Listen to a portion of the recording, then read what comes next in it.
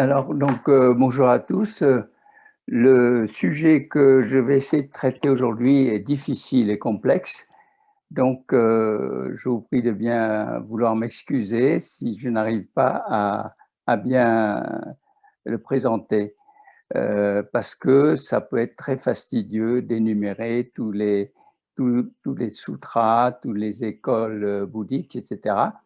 Donc, je vais essayer de résumer au mieux euh, ce problème de les particularités du Mahayana, des écoles du Mahayana et leurs différences avec le Theravada.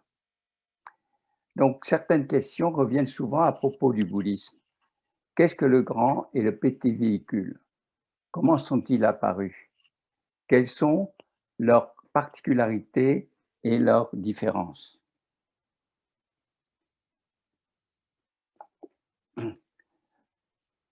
Qu'appelle-t-on le grand et le petit véhicule?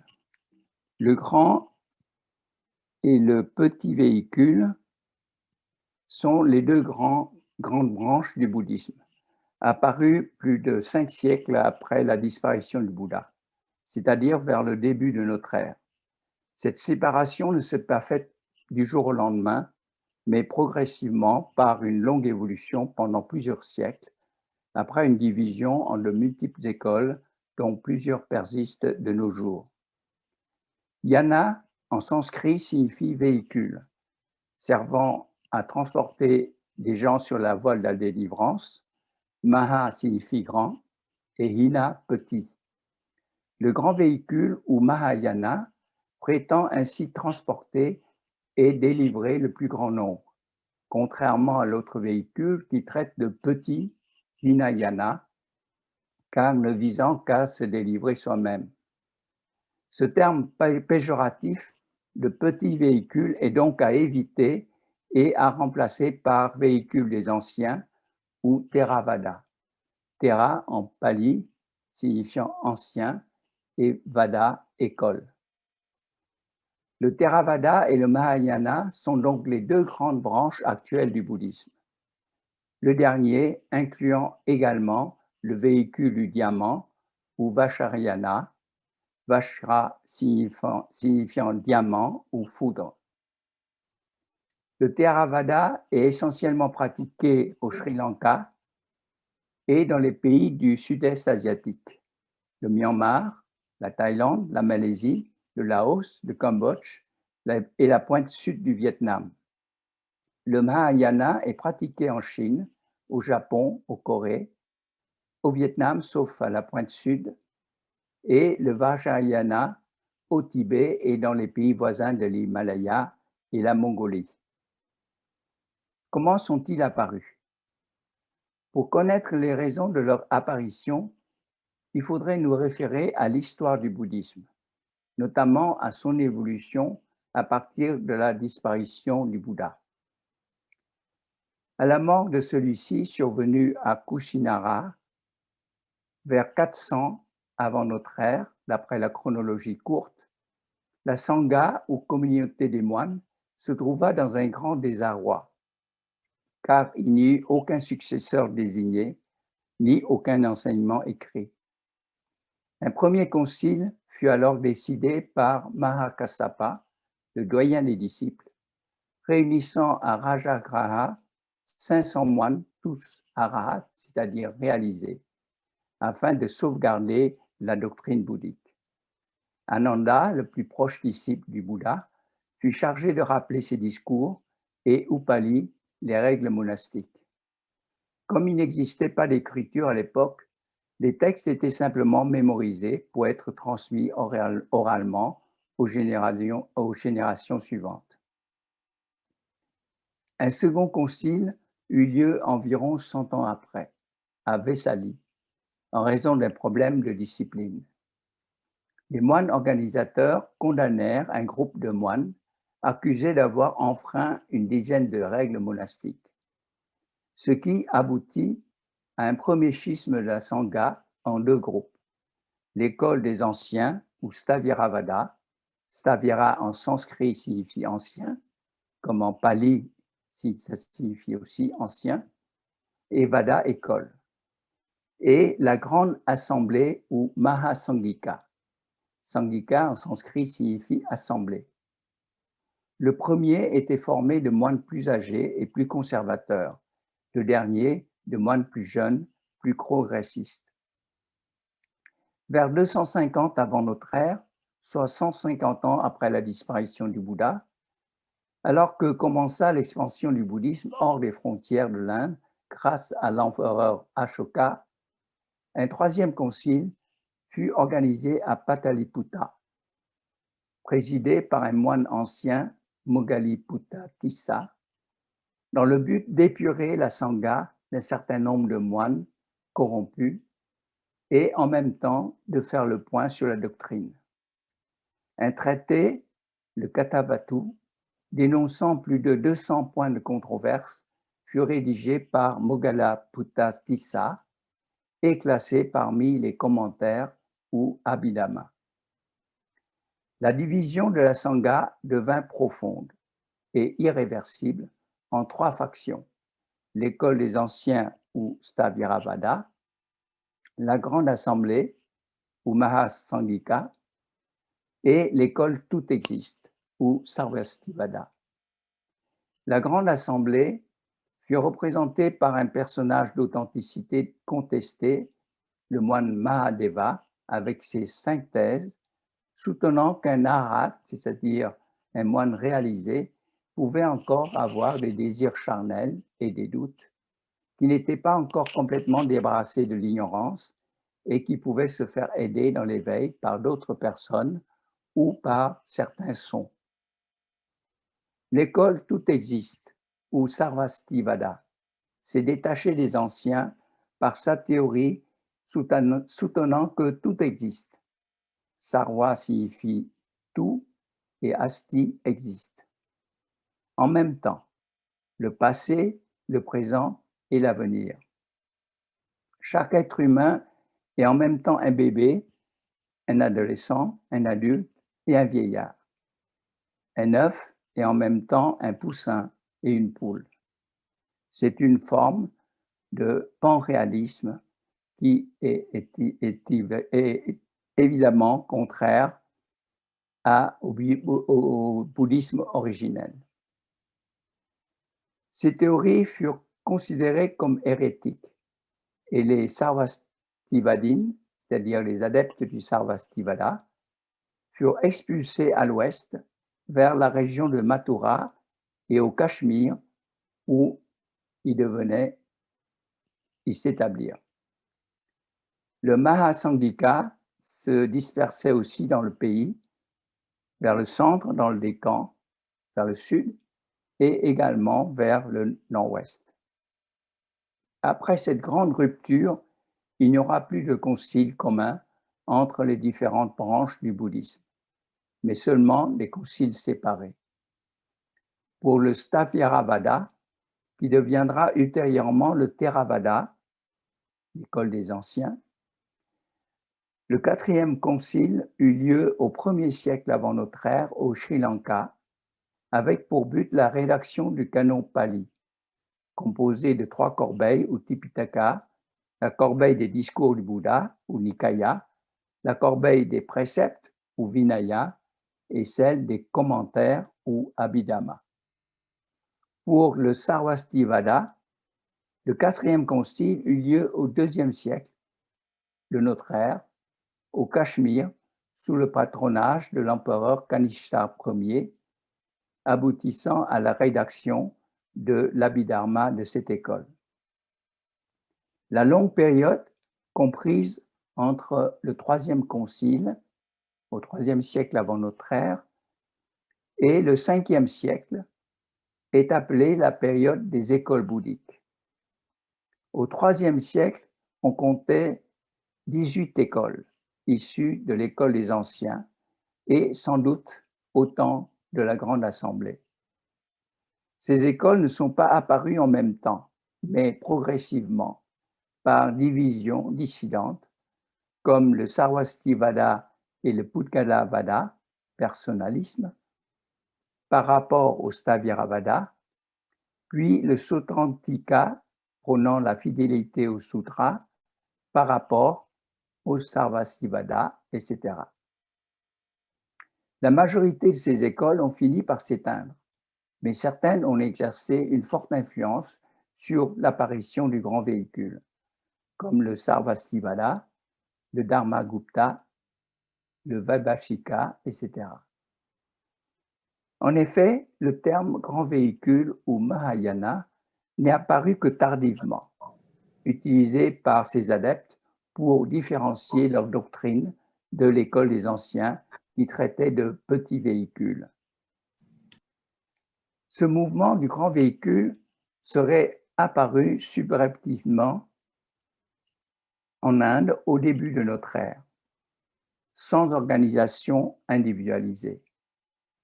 D'après les récits de voyage des moines pèlerins chinois, Xuanzang et Yi Jing, Huyền Trang et Nghĩa Tị en vietnamien, il y avait, vers le 7e siècle, autant de moines mahayanistes que de moines Staviravadin. Ils vivaient dans les mêmes monastères, suivaient les mêmes règles monastiques et ne se différenciaient que par les textes, c'est-à-dire les sutras et les commentaires, et la vénération ou non des bodhisattvas. En effet, à la différence du Theravada, qui ne reconnaît que le canon Pali, formé des 3 corbeilles, ou Tipitaka, le Mahayana s'appuie sur les sutras ne figurant pas dans le Sutta Pitaka, ainsi que sur les traités ou les sastras. Les sutras du Mahayana, souvent prétendus être des enseignements cachés du Bouddha, il s'agit en fait de textes rédigés par des auteurs anonymes, au début en langue régionale Gandhari, puis en sanskrit hybride bouddhique et avec une écriture brahmi ou kharoshti. Environ 600 sutras ont été ainsi recensés, apparus à des moments divers.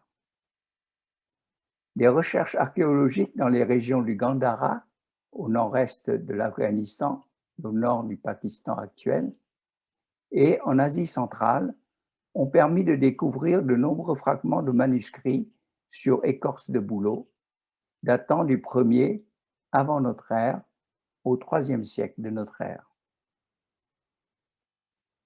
Ils ont été traduits du sanskrit en chinois à partir du 2e siècle par des missionnaires, traducteurs originaires d'Inde du Nord-Ouest ou d'Asie centrale, comme Anchigao, Lokakshema, Dharmaraksha, Kumarajiva, Buddhabhadra, Paramartha, etc.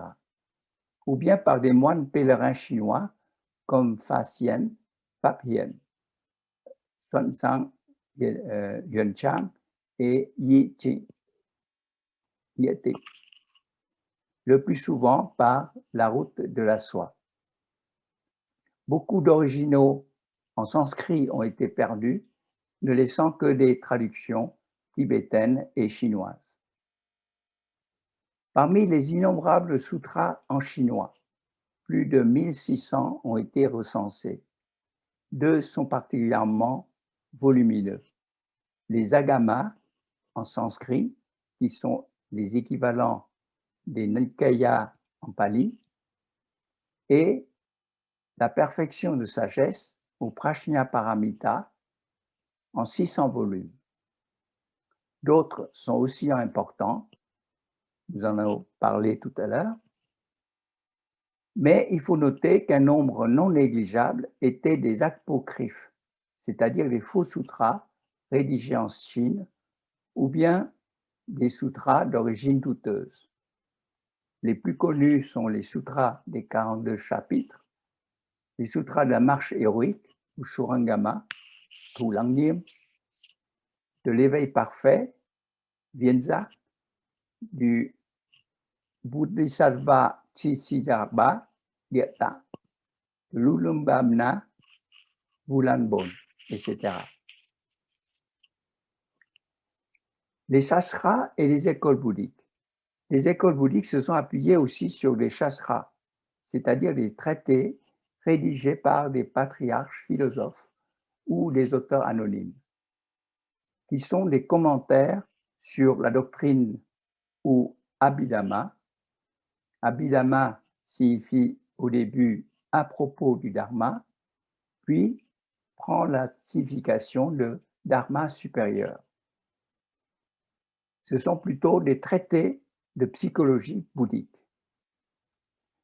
Je ne vais pas vous ennuyer par une énumération fastidieuse des Abhidhammas de toutes ces écoles, mais sachez simplement que, même issus de l'école des anciens, ces textes vont exercer une grande influence sur l'apparition du Mahayana.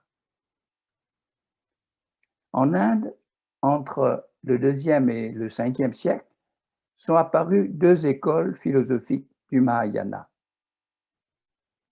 L'école du milieu, ou Madhyamaka, fondée par Nagarjuna au 2e-3e siècle, auteur du traité du milieu et développant la notion de vacuité, ou shunyata, dont on a parlé la dernière fois. Mais en réalité, ce traité montre que la philosophie de Nagarjuna était très proche de celle du Bouddha.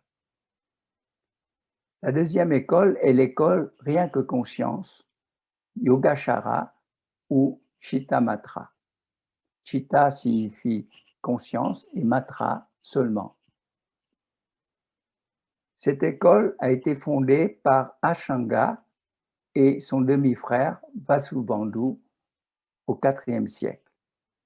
Celui-ci était un auteur prolifique de plusieurs traités, dont le plus important est le Trésor de l'Abhidharma, développant la notion de conscience réceptacle ou alaya vijnana, expliquant la continuité des facteurs karmiques. En Chine, le Mahayana chinois s'est appuyé sur les travaux de ces écoles ainsi que sur un ouvrage très important de référence qui est le traité du début de la foi en le Mahayana. Ce traité était autrefois attribué au patriarche indien Ashvaghosha, mais cela a été démontré par les spécialistes qu'il a été rédigé en fait en Chine. À partir du IVe siècle sont apparues en Chine de nombreuses écoles bouddhiques, chacune s'appuyant sur un ou plusieurs sutras. Là encore, je ne vais pas vous faire une énumération fastidieuse de toutes ces écoles chinoises qui sont apparues, mais parler simplement de leur évolution. Après s'être étendue aux autres pays d'Asie orientale, le Japon, la Corée et le Vietnam, beaucoup de ces écoles ont décliné et disparu. Et actuellement, l'école bouddhique dominante en Asie est celle de la terre pure, ou Chintu Tikdo Tong, suivie par les écoles de la méditation, ou Chan, Sung, Tien Tong, alors que les écoles de la plateforme céleste, Tien Thai, et ésotérique, Mat Tong, sont devenues très rares. Il est à noter aussi que partout où le bouddhisme s'est implanté, il est apparu un certain syncrétisme religieux dû à une adaptation aux traditions spirituelles locales, telles le confucianisme et le taoïsme en Chine et au Vietnam, le shintoïsme au Japon et le Bon au Tibet. Le véhicule du diamant, Vajrayana Kimkumthur, est une forme particulière du Mahayana. Il est apparu à partir du 5e siècle en Inde du nord-est et du nord-ouest, s'est propagé en Asie centrale, en Chine, au Tibet et dans d'autres pays d'Asie de l'Est. Introduit au Tibet au 7e, 8e siècle, avec un renouveau au 11e siècle. Il comporte 4 principales lignées, Nyingma-pa, Kagyupa, Sakyapa et Gelugpa. Il s'agit d'une tradition ésotérique alliant yoga, d'anciennes pratiques magiques, et la pensée bouddhique. Entre le 6e et le 10e siècle sont apparus des textes appelés Tantra, en même temps qu'un système de pensée cohérent s'appuyant sur les sutras Prajnaparamita, Vajrasamhita, les écoles Madhyamaka, Chungkwan et Yogacara, Suituk. L'initiation se fait par un maître appelé gourou, avec la méditation sur des divinités, des rites avec récitation de mantras, la contemplation de mandala et l'exécution de mudra. Une des particularités du Vajrayana est de prendre toutes les expériences négatives, tous les obstacles de la vie comme des moyens d'entraînement afin de parvenir à l'éveil, à la délivrance. Voici un schéma très simplifié de l'évolution du bouddhisme à partir de son tronc originel. Vous voyez le tronc originel tout en bas, qui au départ s'est scindé en Sthaviravada et en Mahasangika, c'est-à-dire l'école des anciens et la grande assemblée, et qui ensuite, après de nombreuses divisions en des sous-écoles, ont donné à la fin, actuellement, le Theravada d'un côté et de l'autre, le Mahayana avec ses différentes écoles, le véhicule du diamant, Vajrayana, l'école de la terre pure et les écoles de la méditation. Que pouvons-nous dire maintenant sur les raisons de la division du bouddhisme originel en de multiples branches, notamment en Theravada et en Mahayana? Le Mahayana est probablement apparu comme une réaction contre l'orthodoxie et la scolastique bouddhique de l'école des anciens, dont l'activité essentielle consistait à spéculer sur l'abhidhamma. Cette réaction venait d'une partie devenue majoritaire des moines qui aspiraient à autre chose. Moins de théorie et plus de pratique, moins de sévérité intellectuelle et plus d'humanité et de compassion, moins d'isolement et plus d'ouverture sociale, et avec une plus grande participation de laïcs, de femmes, de jeunes, et enfin, plus de foi-dévotion, plus de religiosité. En même temps, certaines questions métaphysiques auxquelles le Bouddha a toujours refusé de répondre, comme le devenir de l'individu après la mort, la vérité absolue, etc., sont revenues à la charge et exigeaient de nouvelles interprétations. Quelles sont les particularités du Mahayana et donc les différences avec le Theravada?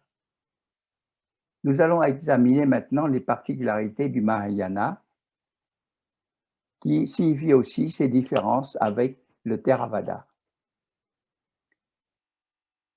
L'idéal du Bodhisattva. L'idéal du Mahayaniste est de devenir un Bodhisattva et non plus un Arhat, comme dans le Theravada. L'Arhat est celui qui s'est délivré de toutes les afflictions et souillures et qui est parvenu à l'extinction de la souffrance.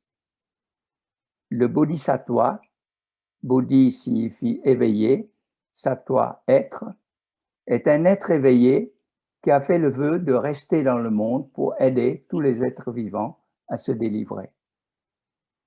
En fait, la notion de bodhisattva existait déjà dans le bouddhisme originel. C'est un état d'être éveillé pendant un certain temps avant son éveil parfait. Le véhicule supérieur est donc, pour les mahayanistes, le bodhisattva yana, le véhicule de bodhisattva, au lieu du véhicule des auditeurs ou même du véhicule du Bouddha solitaire, comme dans l'école des anciens. C'est pour cette raison que dans le Mahayana, l'amour bienveillant, en pali metta, en sanskrit maitri, en vietnamien te, et la compassion, karuna, en vietnamien bi, sont devenus aussi importants que la sagesse ou la compréhension profonde, en pali panya et en sanskrit prajna, en vietnamien huệ. Donc te, bi et huệ sont les trois, font partie des quatre incommensurables, mais pour les mahayanistes, te et bi sont plus importants encore que huệ.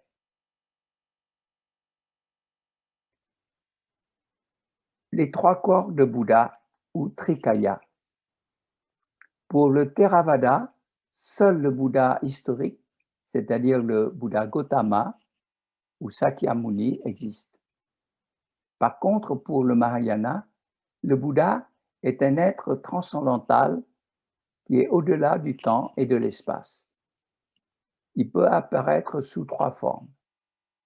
Le corps de transformation, ou Nirmanakaya, dans lequel il est réincarné, c'est aussi le cas du Bouddha historique. Le corps de jouissance, ou Sambhogakaya, dans lequel il vit dans le monde des dieux, des Bouddhas, des Bodhisattvas, et apparaît aux humains, prêchant la doctrine. Enfin, le corps du Dharma, ou Dharmakaya, qui est le principe ultime de la bouddhéité. Cette théorie de trois corps explique l'apparition dans le Mahayana d'un véritable panthéon bouddhique.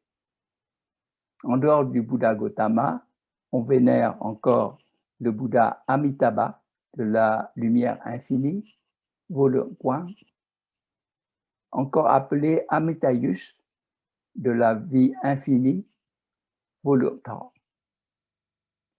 Le Bouddha Vairocana ou du grand soleil, Dayat. Le Bouddha Maitreya du futur, Zila.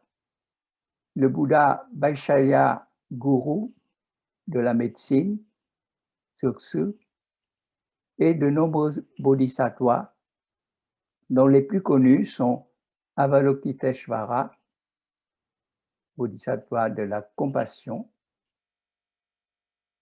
en vietnamien Quantium, Tsitsikarpa, Bouddha de la terre, Dieta, Manjushri, de la sagesse,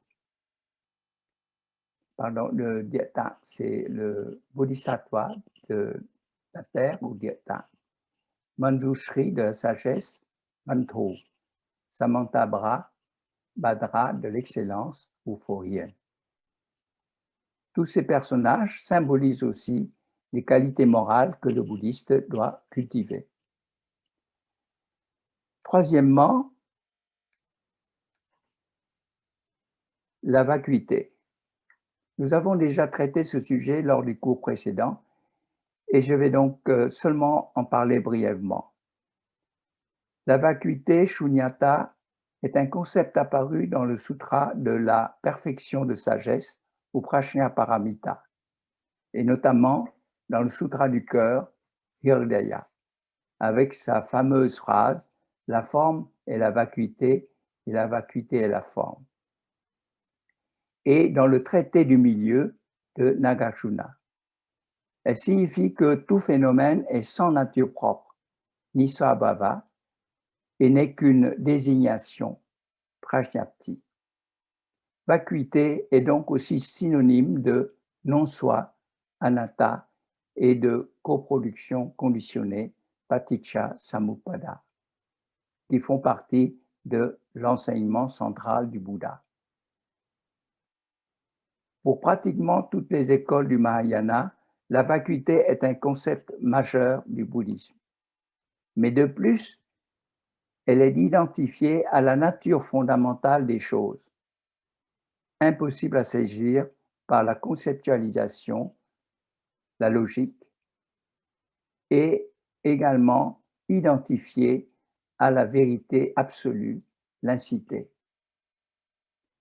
On arrive ainsi à une notion à la fois synthétique mais aussi contradictoire qui est propre au Mahayana, qui est la vraie vacuité et l'existence merveilleuse. Chân không diệu hữu. Les notions d'embryon de Bouddha, de nature de Bouddha et d'incité. La notion d'embryon ou de matrice de Bouddha, Tathagata Garbha, a été véhiculée par de nombreux sutras apparus à partir du IIIe siècle. Le Tathagata Garbha Sutra, le sutra de la grande extinction complète ou du nirvana en sanskrit, le sutra de la reine Srimala Devi, etc. Ces sutras affirment qu'il existe en chacun de nous un embryon ou un germe de Bouddha, c'est-à-dire le potentiel de devenir un Bouddha. Autrement dit, chacun porte en soi la nature de Bouddha, qui est donc synonyme de embryon de Bouddha, et aussi synonyme de vacuité, de vérité absolue, éternelle et immuable, et d'incité, tatata, les choses telles qu'elles sont. Et chez chaque individu, c'est aussi la conscience réceptacle, alaya vijnana. Donc tout ceci est synonyme. C'est une particularité du Mahayana, toutes ces conceptions de embryon de Bouddha, nature de Bouddha, vacuité, vérité absolue, incité, conscience réceptacle, etc. Enfin, la foi-dévotion. Dans le bouddhisme originel, il n'y a pas de foi religieuse ni de croyance en des formes surnaturelles, mais seulement une foi de confiance, saddha en pali, que les disciples portent en leur maître comme en un guide. Mais avec l'adhésion de la masse populaire, la ferveur religieuse avec la foi-dévotion, bhakti en pali, devient de plus en plus évidente. Et pour la plupart des écoles du Mahayana, notamment l'école de la terre pure, la vénération des Bouddhas, principalement du Bouddha Amitabha et des Bodhisattvas, devient essentielle en Chine et dans les pays d'Asie orientale. Il en est de même dans le Vajrayana, doublé en plus du caractère magique du tantrisme. La seule école du Mahayana qui ne demande pas de foi-dévotion est l'école de la méditation, où seul compte la réalisation personnelle, aidée seulement par une forte relation de maître à élève, tout comme dans le Vajrayana. Dernier point, les moyens habiles. Ce concept particulier du Mahayana a été bien illustré par une parabole dans le Sutra du Lotus. Un homme riche vit un jour sa maison en flammes, avec ses enfants jouant encore à l'intérieur. Comme il ne voulait pas sortir malgré les injonctions de leur père, celui-ci trouva un stratagème. Il leur promit les plus beaux jouets du monde quand il serait sorti au plus vite de la maison. Et cela marcha, et les enfants furent sauvés. Les moyens habiles, upaya kausalya, sont donc tous les moyens utilisables pour parvenir à la délivrance ou à l'éveil. Ils peuvent être des prières, des mantras, des sons, de cloches, de tambours, d'instruments de musique divers, des mandalas, des mudras, de l'encens, bref, de tout ce qui peut agir sur le mental et avoir un effet positif dans le sens de la délivrance. D'après certains patriarches du Mahayana, le bouddhisme est parvenu au terme d'une longue évolution à un tel état de déclin et l'homme à un tel degré de faiblesse qu'il a besoin d'une aide extérieure, que ce soit par le transfert de mérite que par l'intervention d'un grand nombre de sauveurs. En conclusion, si on se reporte aux écrits anciens qui servent encore de support d'enseignement du Theravada, celui-ci peut être considéré comme une orthodoxie, c'est-à-dire la norme, la référence de la doctrine, alors que le Mahayana, avec ses branches divergentes, ne serait que des hétérodoxies bouddhiques. Ce nouvel embranchement, apparu environ 5 siècles après la disparition du Bouddha, constituerait une déformation, voire une transformation du tronc bouddhique originel en de multiples branches éloignées des écoles anciennes et qui continuerait pendant longtemps à s'en écarter sous l'influence des traditions locales. Le schisme en véhicule des anciens et en grands véhicules et les modifications apportées par ce dernier semblent inévitables. D'abord, en raison de la dispersion géographique des communautés de moines en Inde, puis ailleurs. Ensuite, en raison d'une longue évolution de la doctrine pendant au moins 10 siècles. Enfin, à cause de l'aspiration des masses populaires à une plus grande accessibilité, à une dimension plus humaine de la voie et à un besoin de foi, dévotion, transformant en religion ce qui était au départ une discipline de l'esprit.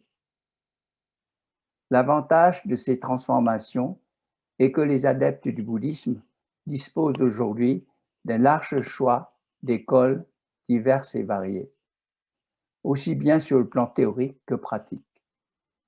Chacun peut trouver le chemin qui lui semble le plus adapté à son tempérament et à ses aspirations. En s'appuyant sur une phrase attribuée au Bouddha, mais qui est probablement fausse, il existe 84 000 chemins ou portes du Dharma conduisant à la vérité. Je vous remercie de votre attention.